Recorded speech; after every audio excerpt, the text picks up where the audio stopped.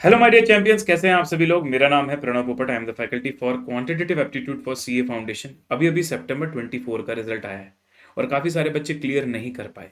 अब जनवरी का एग्ज़ाम ज़्यादा दूर नहीं है, तो अगर आप जनवरी में एग्जामिनेशन देना चाहते हो और क्वांटिटेटिव एप्टीट्यूड सब्जेक्ट में आपका कॉन्सेप्ट अभी पूरा कवर नहीं है और आपको लगता है कि आपको क्लासेस की ज़रूरत है, तो there is one fast track batch of my quantitative aptitude subject.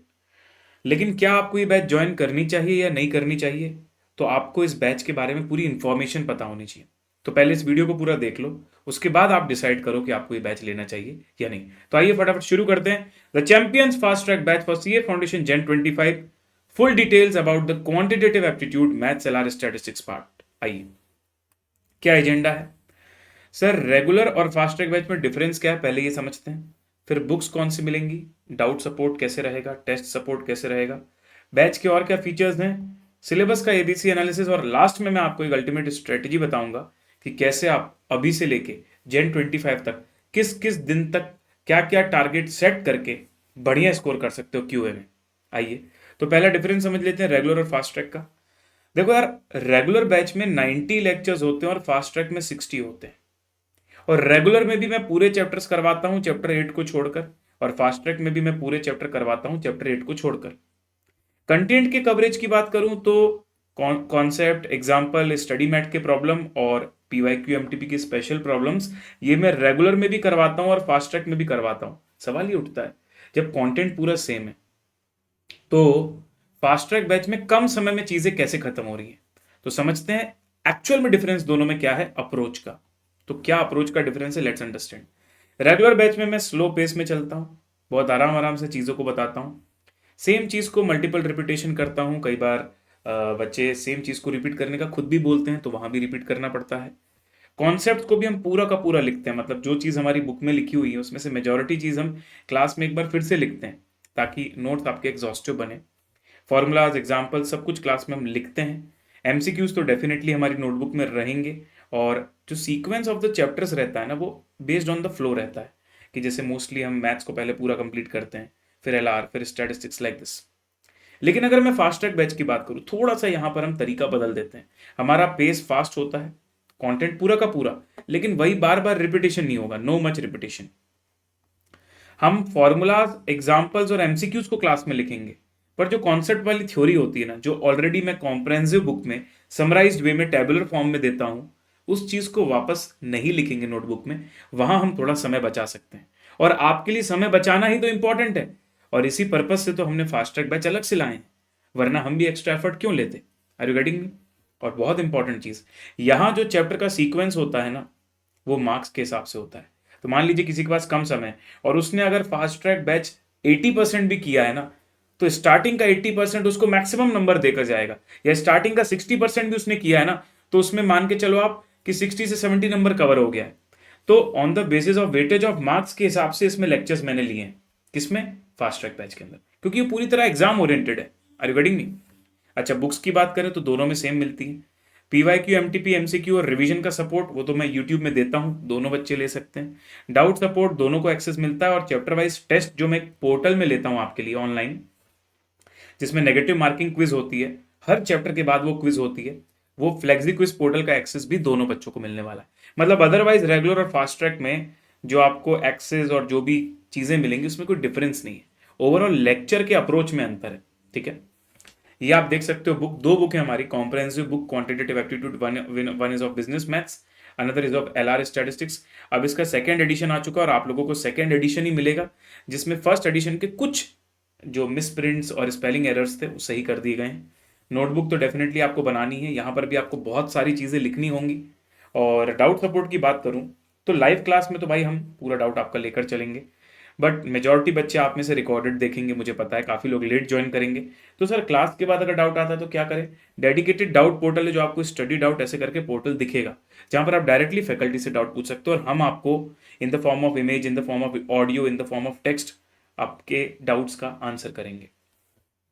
Test support की बात करूं तो यार एक सेपरेट एमसीक्यू पोर्टल है फ्लेक्सी क्विज नाम से, जिसमें मैं आपको हर चैप्टर का एमसीक्यू क्विज प्रोवाइड करूंगा, जिसमें टाइम बाउंड मैनर में रहेगा, नेगेटिव मार्किंग के साथ रहेगा, और जैसे ही आपका टेस्ट खत्म होगा पूरा का पूरा आपका सॉल्यूशन वहां पर आ जाएगा।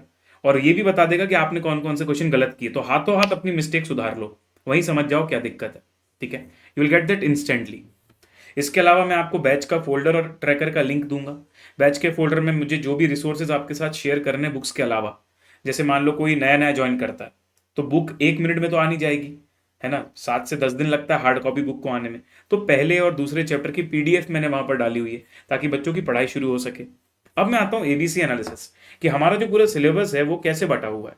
तो चैप्टर 1 2 3 से लेकर 18 तक तो आपको पता है, लेकिन मार्क्स के हिसाब से अगर मैं बोलूँ तो maths for finance chapter 4, logical reasoning के चारों चैप्टर और चैप्टर 13 और चैप्टर 14 जो कि स्टैट्स के पहले 2 चैप्टर हैं, केवल ये आपके 51 मार्क्स कवर कर जाते हैं।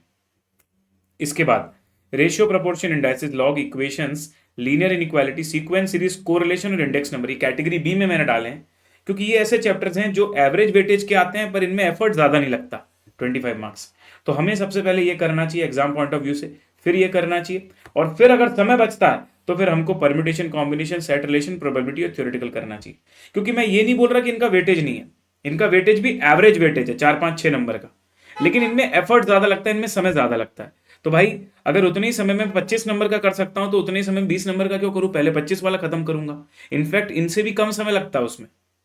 तो उस पॉइंट ऑफ व्यू से प्रायोरिटी हमने डिसाइड करी है। और लास्ट में सर डिफरेंशिएशन इंटीग्रेशन चैप्टर 8 डाला है, जो कि आप अपनी स्वेच्छा अनुसार कर सकते हो अगर आप मैथ्स बैकग्राउंड वाले थे 11th 12th में तो।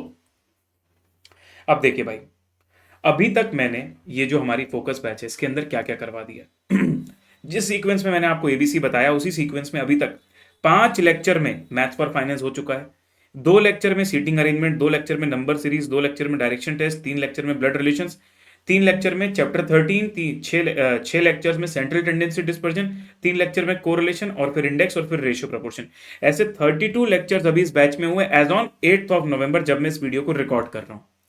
और कवरेज देखोगे तो 71 मार्क्स का हो चुका है। मतलब तुम सोचो केवल 32 लेक्चर्स में 71 मार्क्स का कवरेज हो चुका है। अब रिमेनिंग 25 से 28 लेक्चर्स में मैं पूरा सिलेबस खत्म करवा दूंगा। तो भाई आई होप यू अंडरस्टैंड कि कैसे कम समय में हम काफी अच्छा कवरेज कर रहे हैं। मैं आपको एक बार दिखाना चाहता हूं किस अप्रोच से हम लोग क्लास में पढ़ रहे हैं। जैसे ये मैंने मैथ्स फॉर फाइनेंस पहले करवाया था तो कैलकुलेटर की ट्रिक्स पूरी समझाई आपको, उसके एग्जाम्पल्स क्वेश्चंस भी किए। उसके बाद जो नॉर्मली हम लोग पासबुक एटसेट्रा बना के कॉन्सेप्ट को समझते हैं वो एग्जाम्पल्स भी मैंने लिए।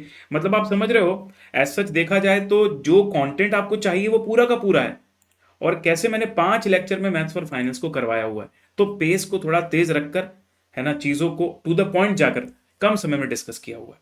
तो यही आपको अभी रिक्वायर्ड भी है। इसके अलावा जैसा कि मैंने आपको बोला था कि मैं ट्रैकर मेंटेन करता हूं, तो ट्रैकर में क्या होता है, डेली बेसिस पर क्लास में हमने क्या क्या किया है। देखो आप 3 अक्टूबर से रिकॉर्डिंग हमने चालू करी थी। तो यहाँ पर कौन कौन से दिन मैंने कौन कौन से क्वेश्चन करवाए, कौन से क्वेश्चन होमवर्क में दिए, जब चैप्टर खत्म हुआ तो उसका 1 शॉट रिवीजन का वीडियो वहां डाला हुआ है। इसका मतलब एक ही चीज आपको सब यहाँ पर मिल जाएगी। और हर लेक्चर का पीडीएफ, मैंने हर लेक्चर में जो भी लिखवाया उसका पीडीएफ आप यहीं से डाउनलोड कर सकते हो। तो ये ट्रैकर की लिंक भी आपको लेक्चर के साथ मिलने वाली है। समझ रहे हो मेरी बात को? तो ये भी आपको बहुत फायदे में रखेगी इस चीज को लेके। अब सुनो मेरी बात, तो मैं तुम्हारे लिए एक बढ़िया सा प्लान लेकर आया हूं। देखो प्लान ये है कि तुमको 15 दिसंबर तक फास्टैग क्लास खत्म कर लेनी चाहिए। कैसे खत्म कर सकते हो, सुनो मेरी बात ध्यान से। तो